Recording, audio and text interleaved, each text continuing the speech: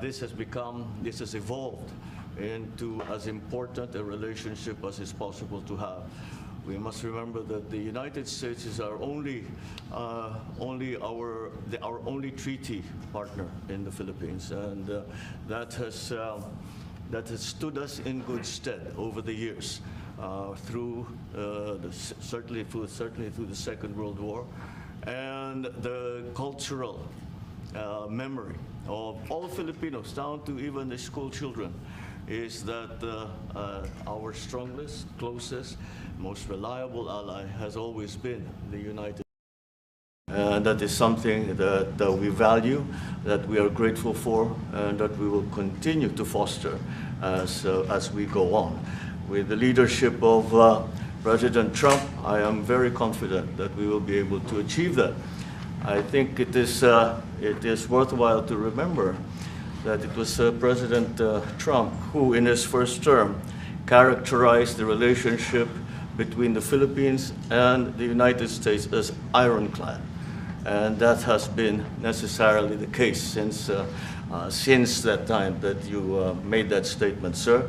And it is something that the Philippines will always hold close to its heart. Thank you once again, and we are honored, and it is our great pleasure to be here and to visit with the President of the United States. Thank you, sir. It's my great honor.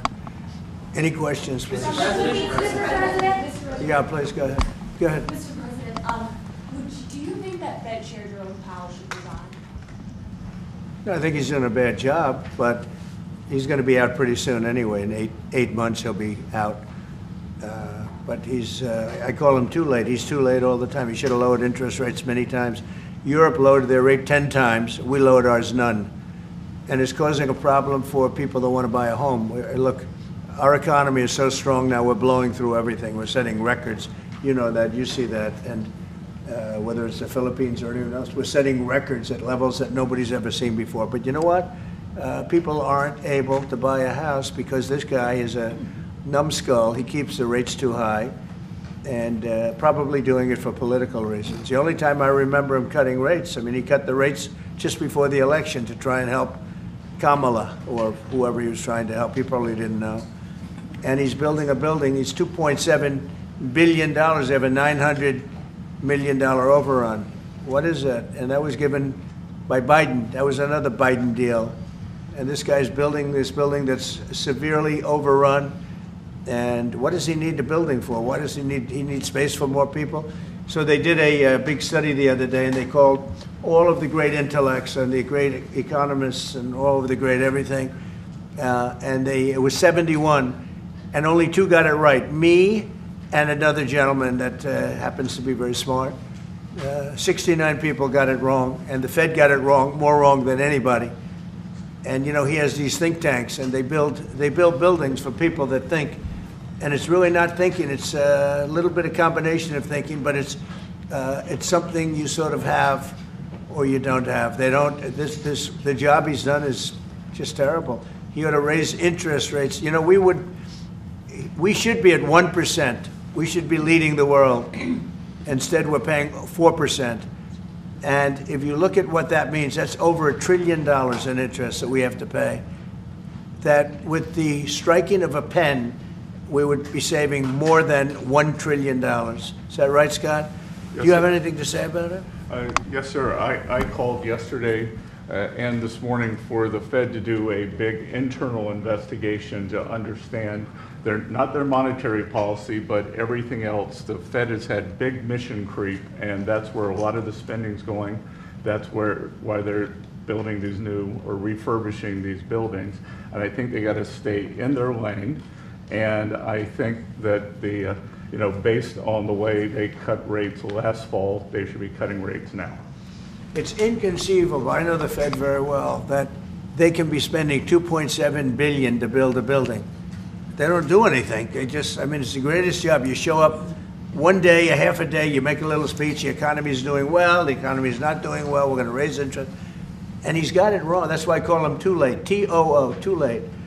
And it's really too bad. But it is affecting people that want to buy houses, and that shouldn't happen. And Mr. President, And you know, he should lower them those rates should be 3 points lower. That's what they should be, 3 points lower, maybe more than that. I would like to ask both of you Yes. one person. Mr. President Marcos, next year, Philippines is going to be the rotating chair of ASEAN. I wonder how do you plan to balance your relationship between the United States and China? And for President Trump, Kremlin yesterday said if you are going to Beijing in September, they wouldn't rule out a meeting between you and President Putin. Is such a meeting possible? And how soon do you plan to visit China? Well, we have a lot of meetings possible. President Xi has invited me to China, and we'll probably be doing that in the not too distant future, a little bit out, but not too distant. And I've been invited by a lot of people, and we'll make those decisions pretty soon. Please. Well, as you say, we are chairing ASEAN for 2026. There is no need, in a sense, to balance, as you characterize as, to balance our relationship between the United States and China, simply because our foreign policy is an independent one, and we are essentially concerned with the defense of our territory and the exercise of our sovereign rights. Now, whether we do this not alone, we need to do this with our partners. And again, our strongest partner has always been the United States. But of course, we are trying to form coalitions and multilateral relations so that those like-minded nations who share the same values as we do, who hew to international law, most specifically the UNCLOS, present that position very clearly to anyone who has intentions of unilaterally changing the world order, and that is how we are guided in that. And I don't mind if he gets along with China, because we're getting along with China very well. We have a very good relationship. In fact, the magnets, which is a little complex piece of material, but the magnets are coming out, very well. They're sending them in record numbers. We're getting along with China very well, and I don't mind if the president dealt with China. If that's meant, because I think he has to do what's right for his country. I've always said, make the Philippines great again. Do whatever you need to do, but you're dealing with China wouldn't bother me at all. No, well, now it is something that we have to do in any case, Yeah. and certainly that. What are your comments to the Mr. President, do you support the Justice Department seeking a new interview with Ghislaine Maxwell? And did you urge the Attorney General to see her? I don't know anything about it. They're going to what? Meet her? Your Deputy Attorney General has reached out to Ghislaine Maxwell's attorney asking for a new interview. Yeah, I don't know about it, but I think it's something that sounds appropriate to do, yeah. Do you have any concern that your Deputy Attorney General, as your former attorney, would be conducting the interview, given? No, I have no concern. He's a very talented person. He's very smart. I didn't know that they were going to do it. I don't really follow that too much. It's sort of a witch hunt, just a continuation of the witch hunt. The witch hunt that you should be talking about is they caught President Obama absolutely cold, Tulsi Gabbard. What they did to this country in 2016, starting in 2016, but all the way going up to 2020 in the election. They tried to rig the election, and they got caught. And there should be very severe consequences for that. When we caught Hillary Clinton, I said, you know what?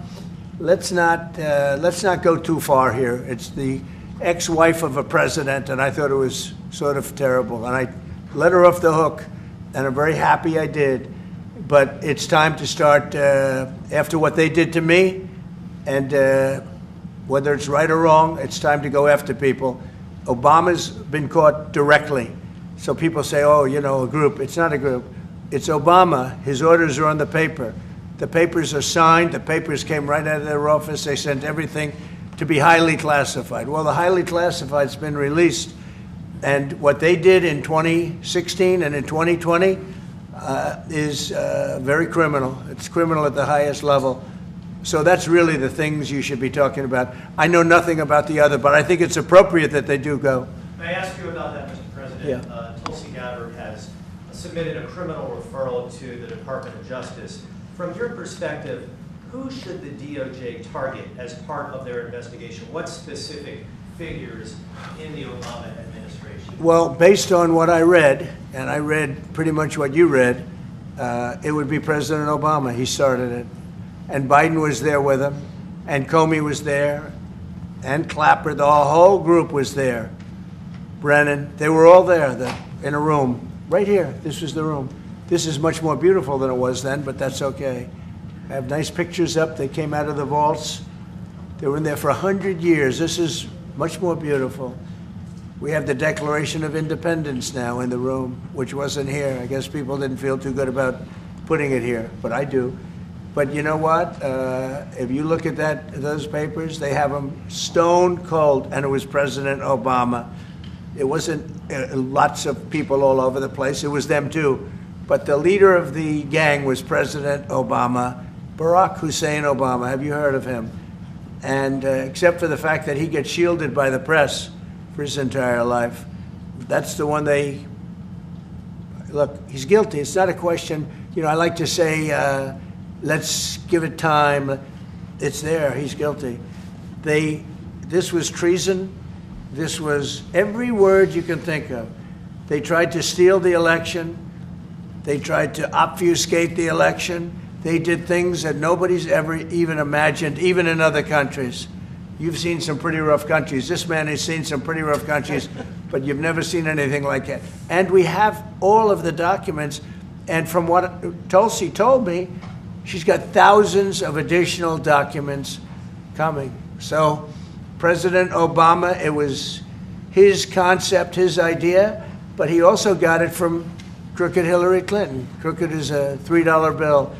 Hillary Clinton and her group, the Democrats, spent $12 million to Christopher Steele to write up a report that was a total fake report. Took 2 years to figure that out, but it came out that it was a total fake report. It was made up fiction.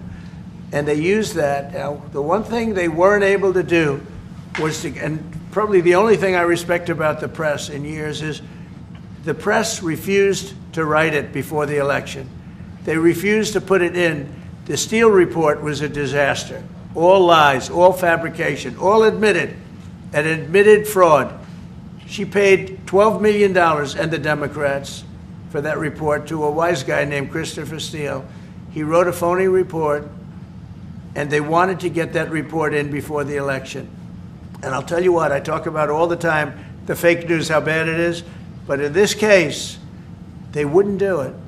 They saw it, they read it, and they said, we don't believe it. And it was only after, substantially, like a month and a half after the election, that it got printed, and it was a big wisp. It was just like a bang of nothing, because the election had ended. If that report had gotten published by the New York Times or somebody, and I respect the Times for maybe only this, because they're crooked as you can be. They're a terrible paper, a crooked, corrupt paper. But for this one moment, they said, this is bullshit, we can't put this in. And neither could any other paper. Wall Street Journal's a lousy paper, very, very dishonest paper. As you see, I'm suing them for a lot of money because they do things very badly. It's got a nice name, but it's really, in my opinion, it's a terrible paper. And it can be corrupt. But just so you know, they didn't take the Steele report. It was the dossier. Remember the famous dossier? I called it the fake news dossier. The news wouldn't publish it. And I'm amazed. They had 2.5 months. It was finished. 2.5 months. That was supposed to be what was going to happen. And it got published a couple of months after the election. And frankly, nobody cared too much about it. But that was a big thing. No, we caught Hillary Clinton. We caught Barack Hussein Obama. They're the ones, and then you have many, many people under them. Susan Rice, they're all there. The names are all there. And I guess they figured they're going to put this in classified information, and nobody will ever see it again, but it doesn't work that way. And it's the most unbelievable thing I think I've ever read. So you ought to take a look at that and stop talking about nonsense, because this is big stuff. Never has a thing like this happened in the history of our country. And by the way, it morphed into the 2020 race. And the 2020 race was rigged, and it was a rigged election. And because it was rigged, we have millions of people in our country. We had inflation. We solved the inflation problem. But millions and millions of people came into our country because of that. And people that shouldn't have been, people from gangs and from jails and from mental institutions, people that we don't want in our country, and people that we're getting out, dangerous people. 11,888 murderers, many of them, 50%, more than 50%, murdered more than one person. I hate to say this with such a distinguished guest, but you know, they asked me a question. I got to answer the question. No, Barack Hussein Obama is the ringleader. Hillary Clinton was right there with him, and so was Sleepy Joe Biden, and so were the rest of them. Comey, Clapper, the whole group. And they tried to rig an election, and they got caught. And then they did rig the election in 2020. And then because I knew I won that election by a lot, I did it a third time, and I won in a landslide. Every swing state won the popular vote. But I won that all the same way in 2020. And look at the damage that was caused.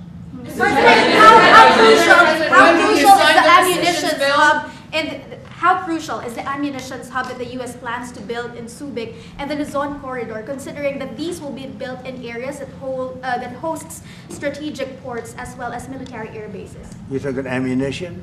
Yes, the U.S. House Congressional Committee on Appropriations approved a budget. Well, it's very important. Otherwise, we wouldn't have approved it.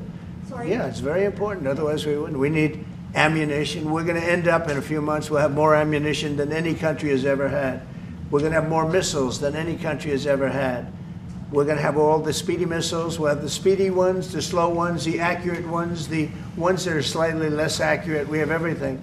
But we will have more ammunition than any country has ever had. It's very important to me. Okay. Go ahead, please, Red. Sir, when you say that you're close to making a trade deal, what gaps remain? And for President Marcos, sir, I was just wondering, do you not think that perhaps the Philippines hosting U.S. missile systems could be considered escalatory by China, especially because they can strike deep into mainland China? Thank you. Well, it's an honor to be with this gentleman. You know, I've known him, and I've known his family, actually, but I've known him. And I assume you're from the Philippines? Are you from the Philippines? Yes, sir. That's good. You're very lucky to be from the Philippines, right? It's a great place. But we're going to have a very good relationship. I mean, I know you had some problems with another president, and it was not your fault. It was the president's fault. And the country was maybe tilting toward China, but we untilted it very, very quickly. But you know, you had a country that was tilting toward China for a period of time, and I just don't think that would have been good for you. You can deal with China, you should deal with China, but when I got elected, everything changed, and they came right back to us. Say it again. Yeah, Brian, go ahead. Oh, Mr. President, I just wanted to piggyback off the Sorry, I had a housing. question to President Marcos. I'll let you- Yes. I'm sorry, what was the question again? It was about whether having U.S. missiles hosted in the Philippines could be considered escalatory by China. All of the what we consider part of the modernization of the Philippine military is really as a response to the circumstances that surround the situation around the South China Sea, and now what we used to refer to as Asia Pacific, which we have expanded now to the Indo-Pacific.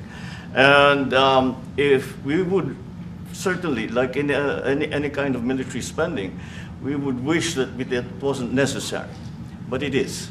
And so that is what we are doing. And as an adjunct to the question about the ammunition production, this is actually, the United States is assisting the Philippines in what we call our self-reliance defense program, which is to allow us to be self-reliant and to be able to stand our own 2 feet, whatever the circumstances that occur in the future. And the reason that we have encouraged more interaction with the United States is because it is necessary. And it is not just with the United States.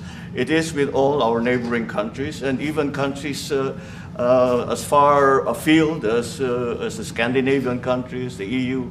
And so this is an ongoing process. And again, I will stress the point that we do this because we feel it is necessary. And don't forget, just as tantamount to what you're asking, the Philippines were loaded up with ISIS and a lot of terrorists, and they were at very, very dangerous point. And during my administration, we went in and we wiped them out, working with the Philippines, but we wiped them out.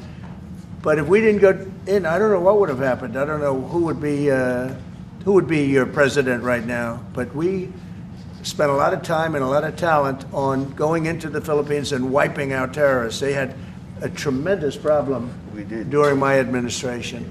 And we cleaned it up, we got them out, and now you really have a good, solid country again. I believe so, yes. How can you make it more permanent, sir? Mr. President, I Right. want to follow up on the housing question. Yeah. We've got no tax on tips, no tax on overtime, no tax on Social Security. How important is it we have no tax on home sales, capital gains, to unleash the housing market in this country? Well, we're thinking about that, but would also unleash it just by lowering the interest rates. If the Fed would lower the rates, we wouldn't even have to do that. But we are thinking about no tax on capital gains on houses. And I'm very impressed that you asked that question, because nobody knew that. Well, How did you find that out? That's very... I wonder why there's somebody I'm very close to. There's a leaker. There's a leaker. I've also got a question. I find it a very interesting world that we know more about two people at a Coldplay concert just hours after that viral video than we know of Thomas Crooks 1 year after attempting to assassinate you.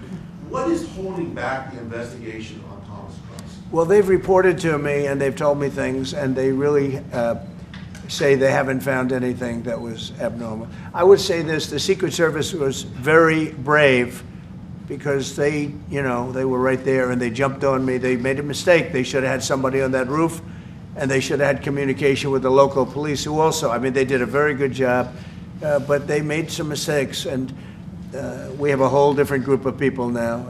I don't think anything can happen, but I think we have the best people anywhere in the world right now, and I think they've learned. And, they went into him very, in great detail. They gave me the whole thing. And what can I do? They say that it was just a nut job that was looking to do this. And I spoke with the FBI, the new FBI. I spoke to the FBI. If it was the old FBI, I wouldn't have believed a thing they said, because the old FBI under Comey was crooked as hell. He was one of the most crooked. Everybody should read the Horowitz report. Unfortunately, Bill Barr didn't use it.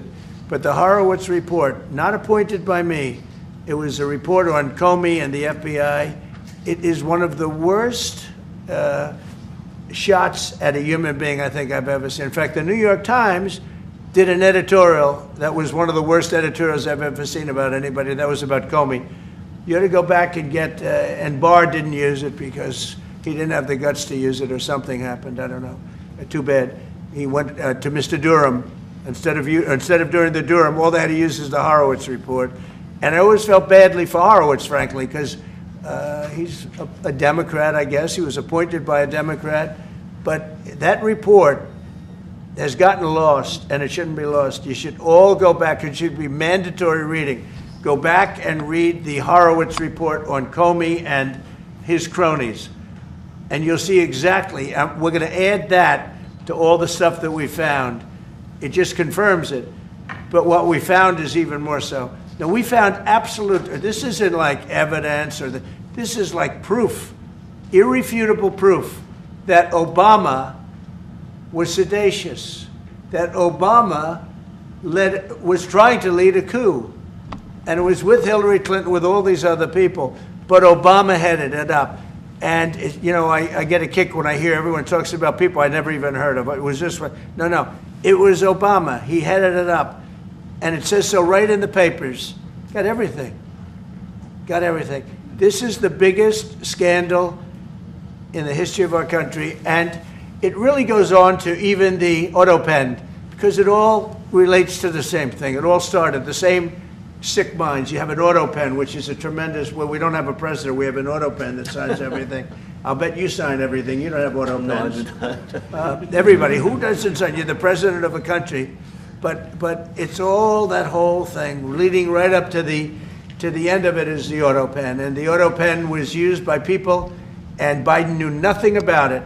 Biden knew nothing about it. They were signing documents that he knew nothing about. As an example, they released the unselect committee of liability.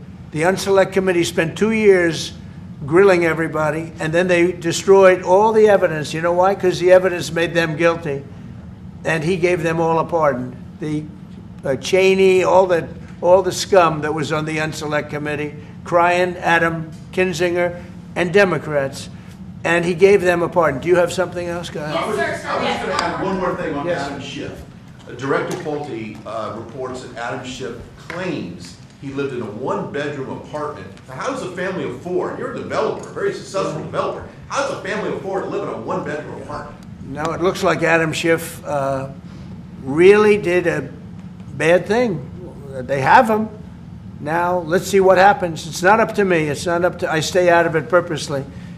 But it's mortgage loan fraud. It's a big deal. He defrauded banks and insurance companies and the federal government. But it's very simple. It's mortgage loan fraud. And you're right. It's a lot of people to live in a one-bedroom apartment, right? But he put it down. But he has a lot of other things far worse than that. So, no, Adam Schiff, they have him 100% on mortgage fraud. Now, if there's anybody else in this room except you would have no problem. But anybody else in this room, you'd have a problem. I'd have a problem. Yeah, please. So there was a hearing yesterday in the Harvard case. Would you allow Harvard to get their federal dollars back as a part of any agreement with the administration? No, I'm not giving. Harvard's been given $7 billion. Can you believe it? By the $7 billion, and we want money to go to all universities, not Harvard. Harvard got more than anybody else. They have $52 billion. They get huge tax incentives and tax breaks on that $52 billion. But they have $52 billion, and they got $7 billion over a short period of time. And we have a very hostile judge appointed by Barack Hussein Obama, a very, very hostile judge who knows exactly right from wrong, but you know, we expect to win it on appeal. She hasn't given a decision yet, but she's very hostile, and she was put by Barack Hussein Obama, and generally speaking, anybody that does that, we're gonna have problems with. So we don't expect to have. We won the case yesterday. Anybody that was there, that was a neutral, would say we easily won the case. But a lot of the case, and a big part of it's going to be how much money Harvard gets in the future. That's not part of the case, and they're not going to get very much. Mr. President, where are we in terms of negotiating about the reciprocal tariff? How far are we With who? from With the Philippines? Yes, Oh. sir. How far Are you from the we Philippines? Yes, sir. Good. I'm from the Philippines. How far are we from achieving? Well, it's tough. He's a very tough negotiator.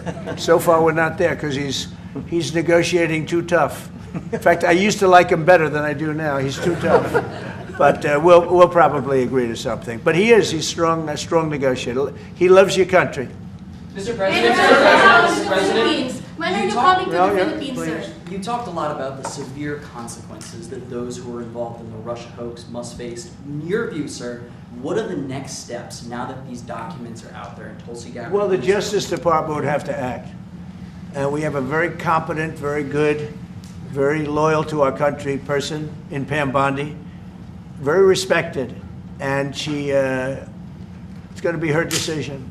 Just a follow-up to that, sir. Kristi Noem was in New York City visiting an off-duty CBP officer who was allegedly shot this weekend by an illegal alien who came into the country during the previous administration. Right. What is your message to any local leaders who continue to push sanctuary city policies after this nearly tragic incident?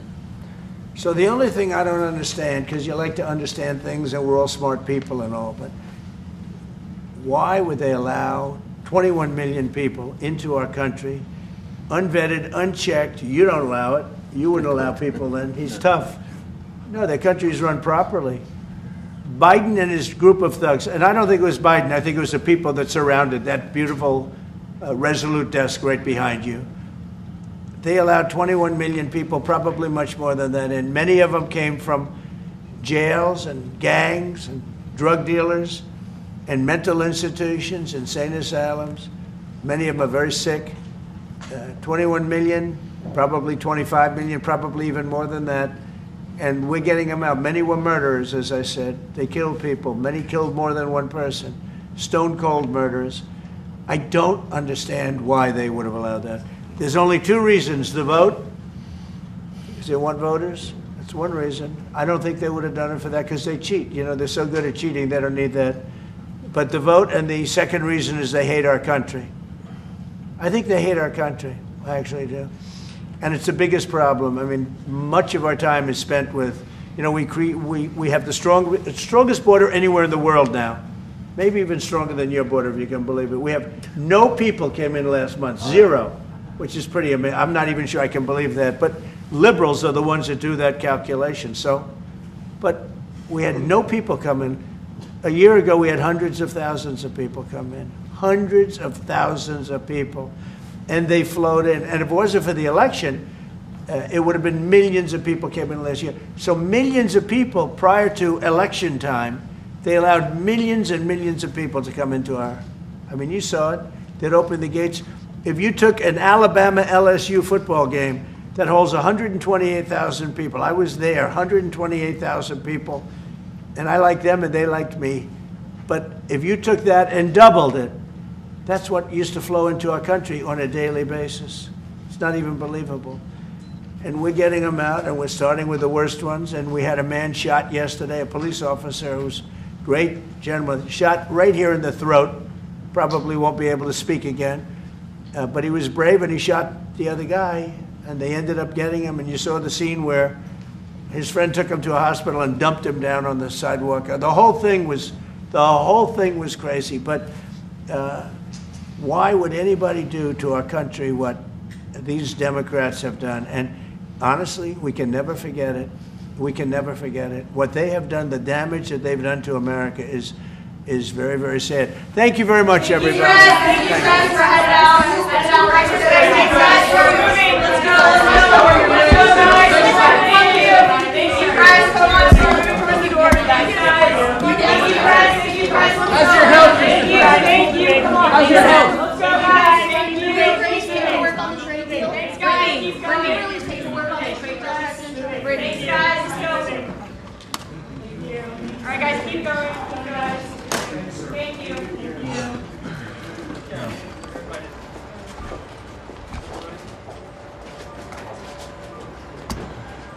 We're walking.